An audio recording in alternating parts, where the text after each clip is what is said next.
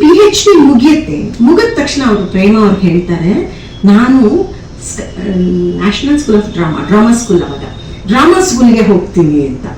ಪ್ರೇಮ ಅವ್ರಿಗೆ ಗೊತ್ತಾಗುತ್ತೆ ಇದು ಮುಗಿಯುವ ಕತೆ ಅಲ್ಲ ಅಂತ.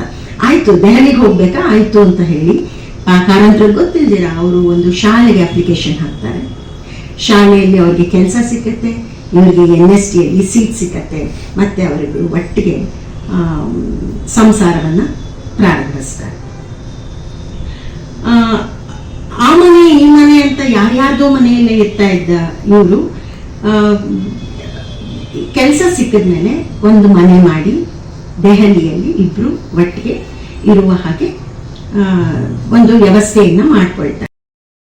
ಅದ್ರ ಜೊತೆಗೆ ಅವರು ಕೆಲವು NST ಗೆಳೆಯರೆಲ್ಲ ಸೇರಿಕೊಂಡು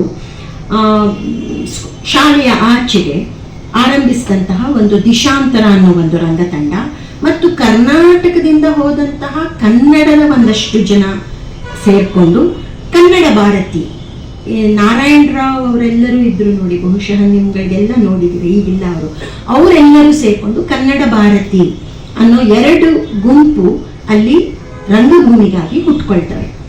ಹಾಗಾಗಿ ಈ ದಿಶಾಂತರ ಸಂಸ್ಥೆ ಮತ್ತು ಕನ್ನಡ ಭಾರತಿ ಇವೆರಡೂ ಸಂಸ್ಥೆ ಕಾರಂತರನ್ನ ಯಾವಾಗಲೂ ರಂಗಭೂಮಿಯ ಕಡೆಗೆ ಯೋಚಿಸುವ ಹಾಗೆ ಮಾಡಿದೆ, ಅವರನ್ನ ಸದಾ ಸೃಜನಶೀಲರಾಗಿ ಉಳಿಯಲು ಸಹಾಯ ಮಾಡಿದೆ. ಹಾಗಾಗಿ ನಿರಂತರವಾಗಿ ಅವರು ರಂಗಭೂಮಿಯನ್ನ ಬಿಟ್ಟು ಬೇರೆ ಏನು ಯೋಚನೆ ಮಾಡಿಲ್ಲ.